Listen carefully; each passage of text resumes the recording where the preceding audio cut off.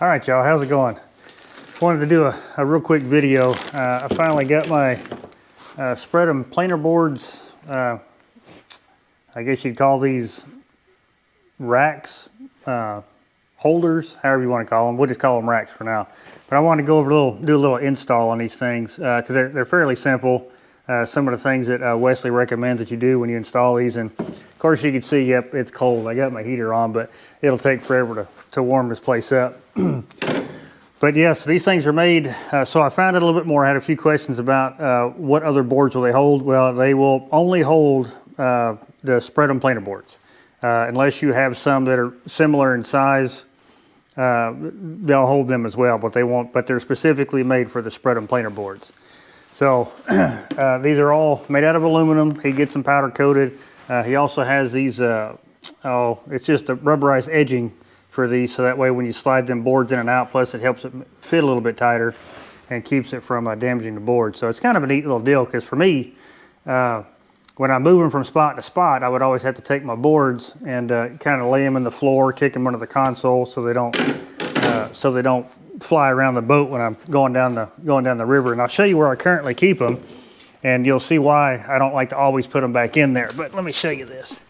So lift this seat up, and that's where I keep them. But I have to strategically, lay them in there so that way they don't hit the bottom of this chair and stuff like that. So this right here will make it a lot easier for when I want to move around. I'll have a place to set them real quick to where they won't fly out, and then they'll be easy access when I go to put them on.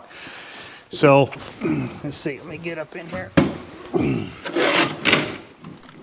So as you can see how I got all this, I just run 3 of these SmackDown rod holders on it. So up underneath, you'll see that there's right up underneath where this one is, there's a hole, and then there's a hole. But now what he recommends is, because I'm going to run them on the outside here. So what he recommends, well, no, I may run them on the inside. I ain't real sure. Yeah, I'll probably run them on the inside. So what he recommends is you loosen these up, unscrew your rod holders, whichever rod holders you got. They don't necessarily have to be SmackDown, but whatever rod holders you got, and see what that'll do. It'll put some room in there. It's where you can put the bolt in there. Now, just by looking at how he's got them designed, you could probably also run them on top as well. So you could run the bolt through here, run the bolt through here, and that's kind of what I think I may do. Because I don't think I could capture it with this, and then I can use one of the bolts to put it here, just run it on top. I think that would work just fine. So let me, I think I'll do the, oh, let me get this set up right.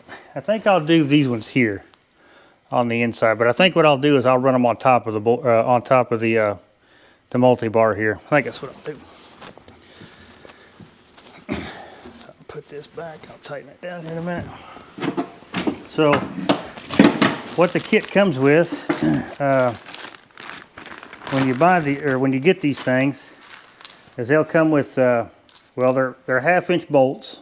So basically there'll be a 3/4 head, and then that's what you'll use. So it's already made for the pre-existing holes that are on this. So it'll come with your flat washers and your lock washers. We'll go over the reason for those because me being a mechanic for so many years, you've got to have your lock washers and your flat washers. They all work in conjunction to keep everything from backing out. So when I pull this one out, I'll go ahead and I'll put a flat washer and a lock washer underneath this.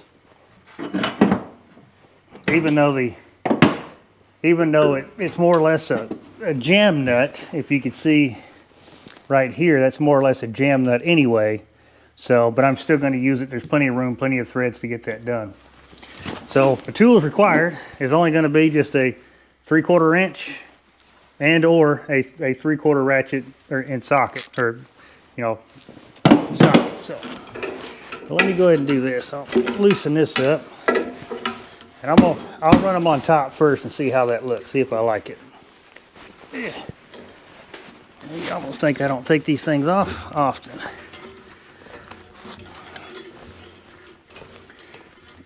Let's see, let me get y'all where you can see a little bit better.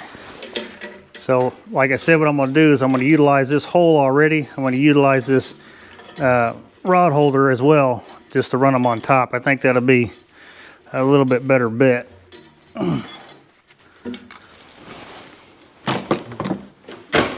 So if you look at these holes here, he's got them to where you can mount them like this, a little bit further in, which I'll probably go a little bit further in. Show you what I'm talking about here. So you look at how the holes are lined up, and then you can, you know, of course, if you want to run it in a little bit further, you can ship it there, but I'm probably going to put mine just like that. All right. Let me pull this off. Okay, so like what I was going over with the flat washers and the lock washers. All right, I just dropped one. So we'll go over the, let me take these gloves off. It's just cold out here, but I'll take these gloves off. Okay, so you get your bolt, you put your lock washer on. Then after that, you put your flat washer on. The reason for that being is that this flat washer is going to cover, it's going to fill up the rest of this hole, plus it's going to give it more of an area to clamp down on. And so what this lock washer will do, it'll put pressure against the flat washer, plus it'll put pressure against the bolt itself, not allowing it to back off in time. So I'm just going to go ahead and put it up here where I want it. Get that one started, get it hand tight. Now, same thing on my SmackDown rod holder here. I'll do the same thing. I'll put a lock washer on the back side of this nut, and I'll put the flat washer on it. And I'll go ahead and get it started back in there. And you could do it both ways. He was telling me, you know, you can bolt it on the bottom. That's what a lot of people do, but I'm thinking on top for me. Thinking that's what I'll do. So I'll get this where I want it. Get it back where it was. Kind of had it straight behind the boat. Take your 3/4 inch wrench for this one here, because all you want to do is tighten down the nut. All right, that's tight. You can use the same wrench to do the other side too. I just grab the ratchet just in case some of y'all may not have wrenches. I don't know why you wouldn't, but maybe you don't.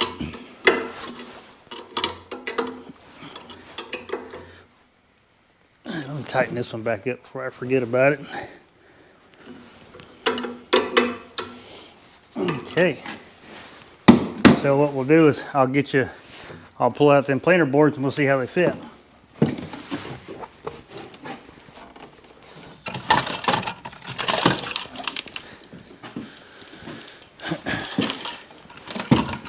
Okay. So what he's saying is you're just able to just take these things, slide them in just like that. Then of course you'll have to, you know, offset the board because of the arms on them. And that's kind of a neat little deal. So that way when you're running down the water, you know, these things, they'll move around a little bit, but he says they will not pop out. So that's kind of what I'm looking for, because that way, because like I said, I would have to shove them up underneath here, keep my foot on them and stuff like that. And then, you know, to drive around. Then of course, like I said, the other way is to strategically put them back in this. It's a shallow box, but it works. So yeah, that's pretty quick and easy install. I'm going to go ahead and install the one on the other side. It's the exact same way, but I'm thinking on top is going to work best for me. I think it looks all right. It'll work just fine. Everything's nice and tight. These boards will stay where they're supposed to be. Now, he did say that you will be able to drive down the road with them, but I don't know. I'm going to have to take his word on that. I'm still going to put mine in the box when I'm done for the day, and I'm loading this boat up on the trailer to take it back to the house. I don't know. I figure, you know, 40 mile an hour, 45 mile an hour in the boat, it probably won't be so bad, but I don't know about 60, 65, 70 mile an hour winds coming across it, you know what I mean? So I'm just going to take his word for it. I'm still going to put mine in the box when I'm down on the road. But yeah, here she is. Pretty quick, pretty simple. And if you do it this way, you also end up with some extra hardware. So that's not always a bad thing.